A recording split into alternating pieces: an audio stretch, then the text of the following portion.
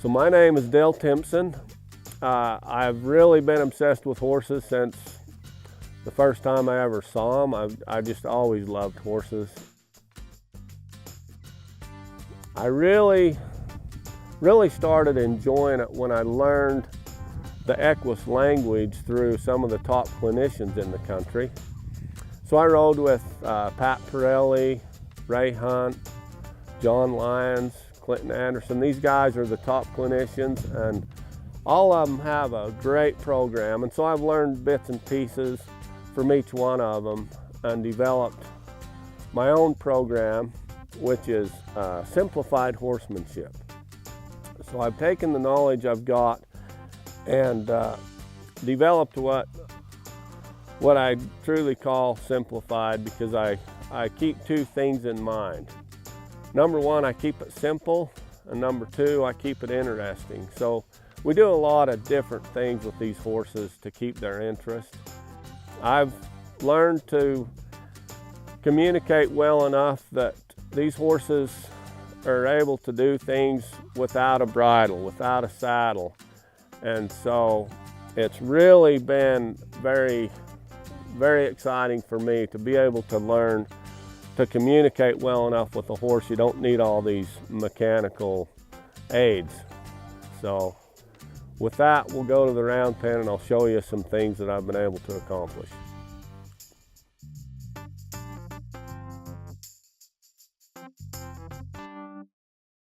So yesterday we talked about becoming a partner with your horse through speaking equus language, which is the language horses understand.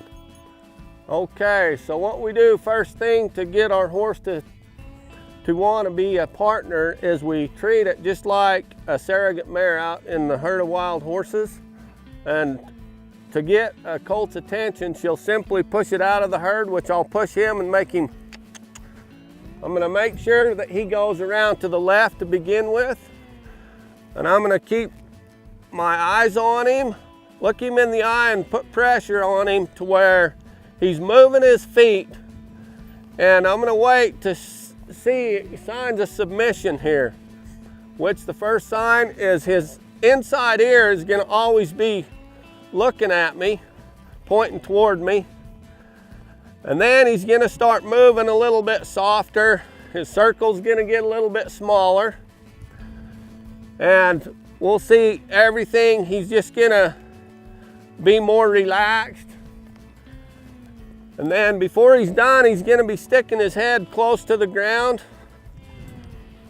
and start licking and chewing. And that's the final sign of submission, that he's telling me he's ready to be with me. So we'll just simply wait for that to happen. And when his submission signs get stronger, my energy comes down. And I show him that I'm willing to let him slow down, but I want to make sure he always goes in the direction I ask him to go in.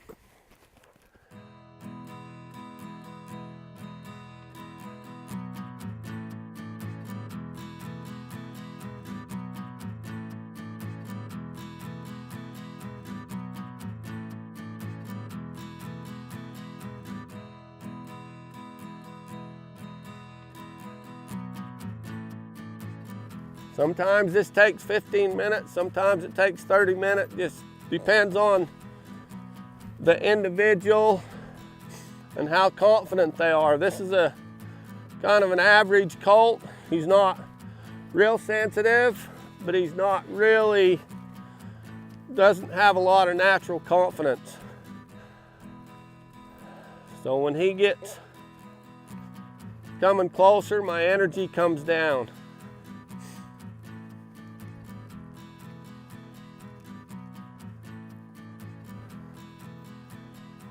If his ear goes off me, I simply get his attention by waving this stick, and this stick is used as an extension of my hand.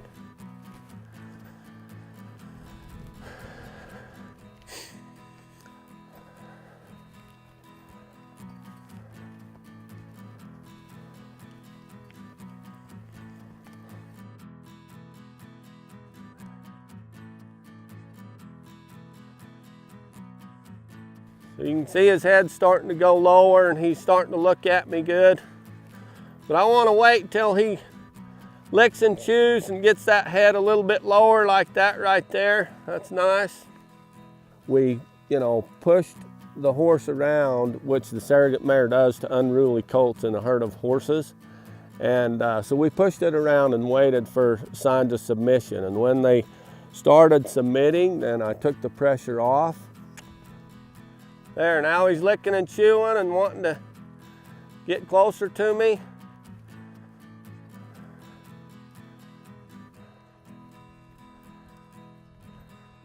There he is. So I turn away from him, move away till he comes to me. So this is the join up, which happens when you wait for him to show that sign of true submission. So we just rub him and reward him because he did exactly what I'm wanting, and that is for him to be with me. This is where I want him to feel the most safe and secure. So I rub him for a minute and then I simply walk around in a circle to make sure he's with me. So we'll do a complete circle to the left. Stop. Reward him again. Then we'll go to the right.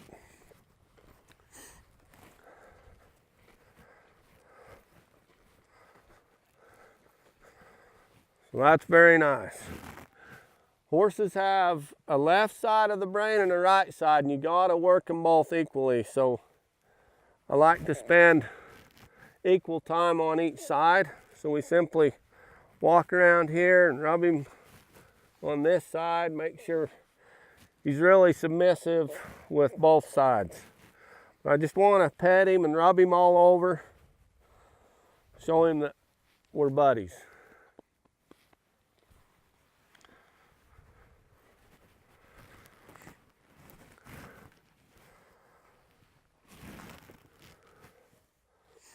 So he's following me on his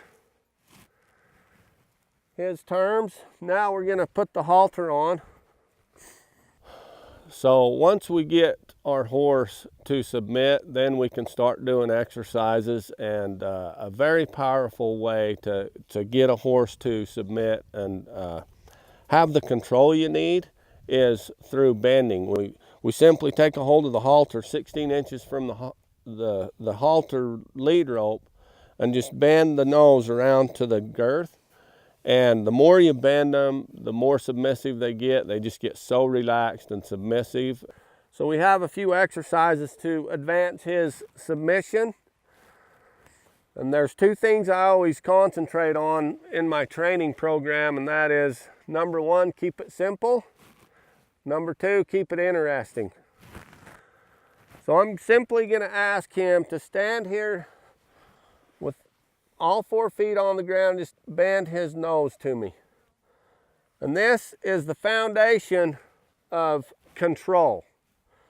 This is what I call the seatbelt exercise, because if you get on a horse and it doesn't bend its nose really easy, you don't have very good control or steering. So I make sure that they bend really good with all 4 feet on the ground. Horses naturally want to be rigid and keep their neck straight, but I simply, if he moved his feet, I would just stay right here and wait for him to stop and give his nose. So this is why I call it the seatbelt exercise. If you're riding a horse and it tries to run, rear, buck, you can just bend the nose right around to your leg and basically kick him out of gear. Because with his nose bent, all he can do is do a small circle like this. That's not very comfortable, and they stop quite easily. If you pull both reins at the same time, it gives them a brace. They can really pull against you and run and buck and rear, whatever. So this one rein bend is your control.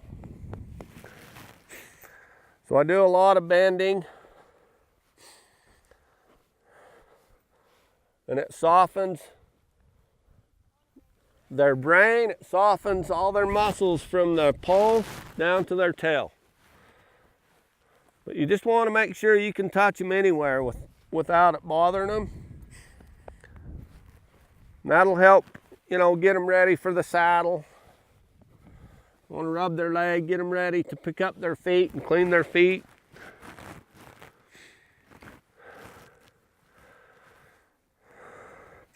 You want to get them comfortable with rubbing their mouth. Their mouth's a sensitive place, but this is where the bit goes for better control. So you want to rub their gums. You have to, their ears are quite sensitive, and in order to put the bridle on, you have to make sure they're good with touching their ears. So I like to rub their ears.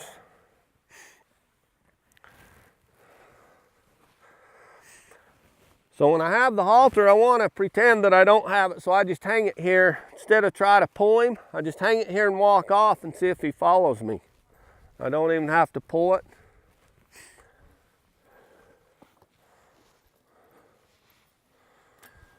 So with that, we're going to introduce him to the saddle. Like I say, I like to put the saddle on from the right as well as the left. I'll just sling this blanket up over a few times, let him smell it, and bring it up and swing it over. Just be real deliberate without sneaking. Rub it up by his head.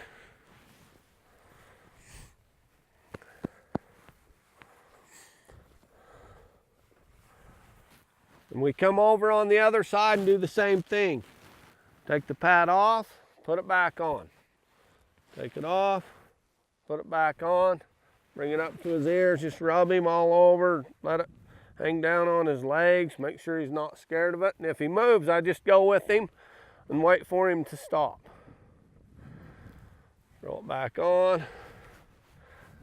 With that, he's ready for the saddle.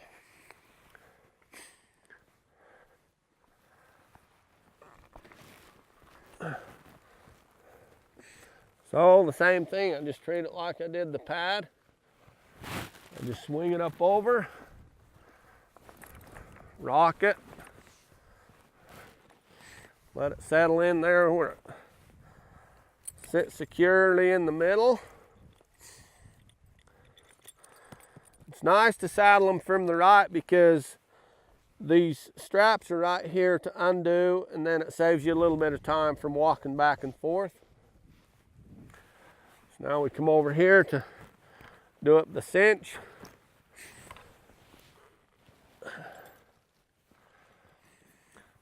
And when I first do up the cinch, I don't just snug it up tight. I just want to let them feel it. Pressure, release, pressure, release.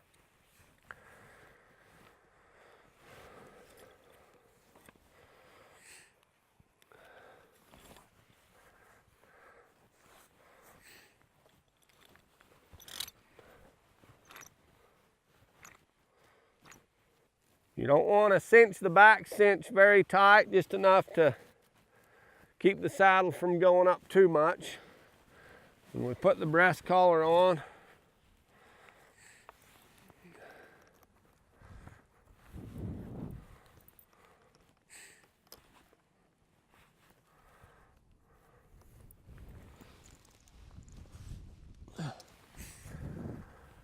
so I don't cinch it up too tight. I just let him walk around for a minute without cinching it up so tight that he gets cinch bound or anything. So I let him sit for a second and then just quietly ask him to walk around me in a circle.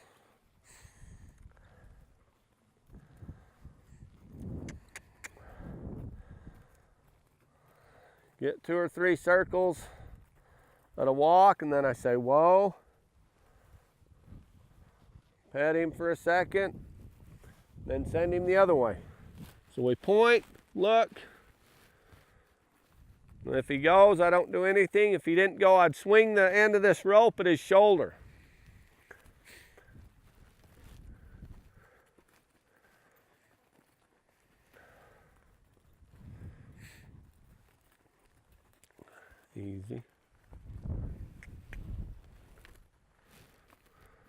Whoa. Another thing I like to do is back up a lot, because that's a very powerful exercise.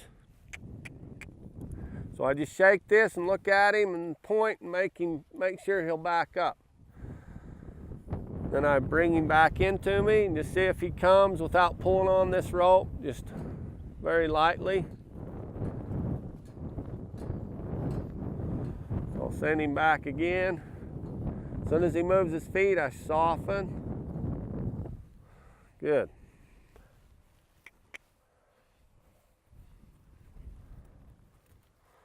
So he's walked around and he's getting pretty relaxed, but we're going to go ahead and have him trot a few circles to the left. So I point, look, swing. When he trots, I just relax again. Just focus on his energy staying into a trot in a circle. Whoa, good. Whoa. I want to make sure he completely stops.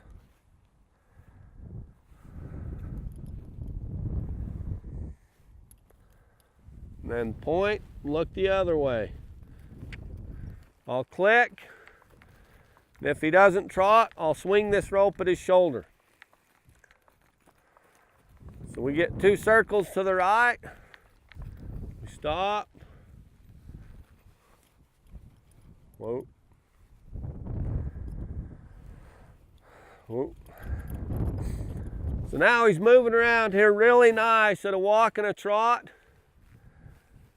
And now he's ready to ride. So I'm going to cinch this saddle up a little bit and we'll go ahead and ride him. It's all about control, and that's really what establishes a nice control. There's a lot of bending, a lot of backing up, which is like flying an airplane. And you got to make sure the controls are there, and then you're able to guide your horse a lot easier. Okay, we have the bridle here, and I'll show you the correct way to put on a bridle. I like a big D-ring to start a colt with, either in a twisted wire snaffle or just a copper bit. So we simply take the halter off, leave it around his neck until I get the bridle on.